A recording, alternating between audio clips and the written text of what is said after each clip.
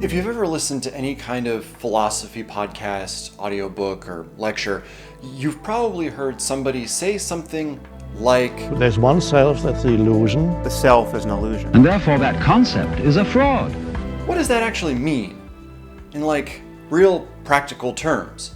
Obviously you exist because you're watching this video, and obviously I exist because I made the video. Is it like one of those old ghost stories where you go through the whole thing and at the end some old person comes along and says, well, Annabelle's been dead for 100 years? No, it's not like that. So in today's video, I'm gonna look at exactly what it means when people say that they, I, or even you don't exist, and try to figure out whether we do.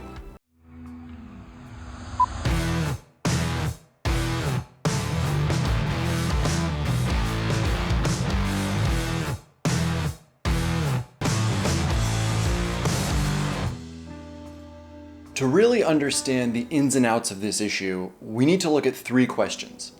First, what is it that we're actually talking about when we talk about identity? What is this idea of the self that all of these people are saying doesn't exist?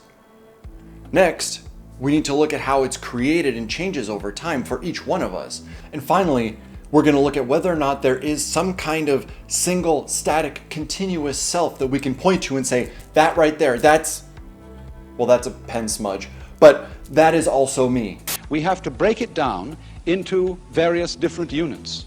So the first thing we need to understand is what exactly is meant when people say you don't exist. What is the you in that sentence and how is it defined? We can't know whether it exists until we can all agree on what the thing that we're talking about actually is. In traditional psychology, each person's identity is thought to be based on a combination of characteristics, whether they're physical, psychological, emotional, experiential. Think of it as all those ideas that you have about who you are and how you fit into the world.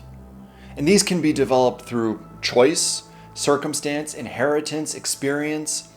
Any of the things that happen in and around your life can influence your outlook on how you fit in the world and therefore influence your identity. Now, to get even more formal and technical about it, we're going to talk about something called identity control theory, which was advocated by a guy named Peter Burke and actually closely mirrors a lot of Zen and Eastern philosophical teachings that date back well over 1,000 years. In identity control theory, there are three different categories or buckets that we can organize different characteristics into, and those are role, social, and person.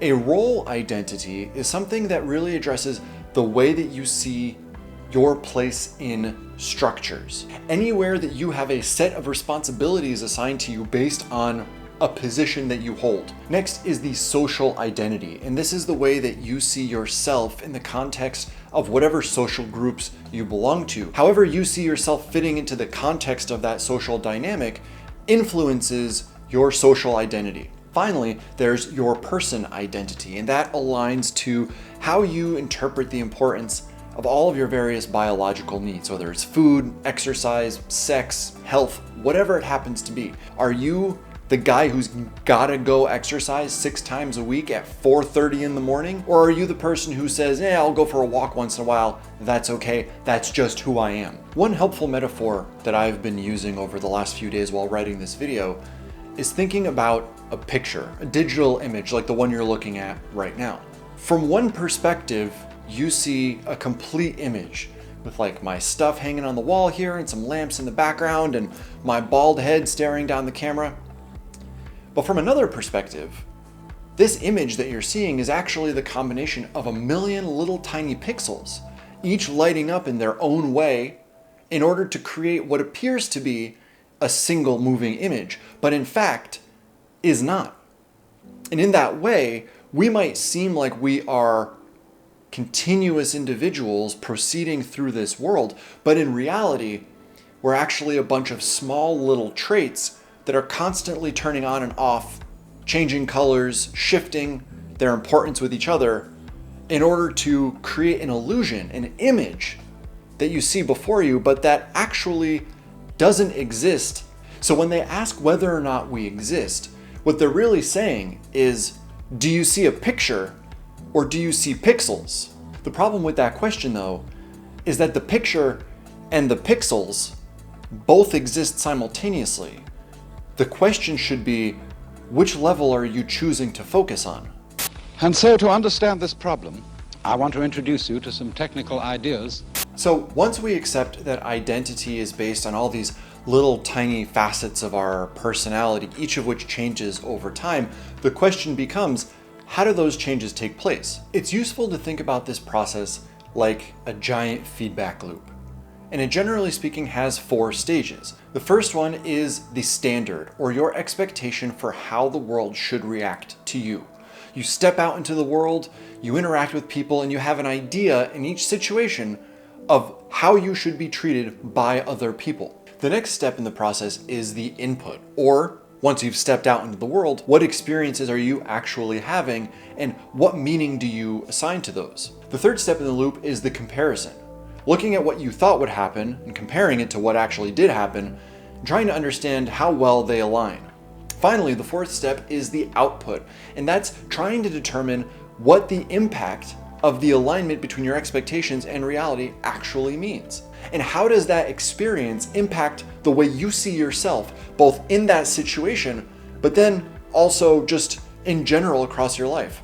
Everything is relative to everything else, between innumerable points. So to bring it back to the question of today's video, is there a single self that exists within each of us? It begs the question, if the me that I think I am is based in some part on the reaction of the world, then we're all in a state of constant reactivity, bouncing off of one another because everyone else is going through the exact same process at the exact same time. So asking whether or not the identity exists misses the point. Because just like we talked about earlier, the picture exists at the same time the pixels exist. So the question is not, is it one or the other?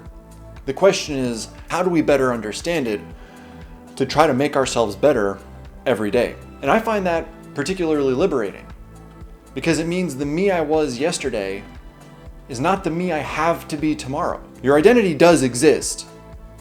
It just exists in one place. In your head. That one part of it can exist only in relation to all the others. Okay guys, that's it for this video. If you enjoyed it, hit the like button, that's what it's there for. And if you found that this broadened your horizons or expanded your perspective, hit the subscribe button. If it happened this time, maybe it'll happen again. Who knows?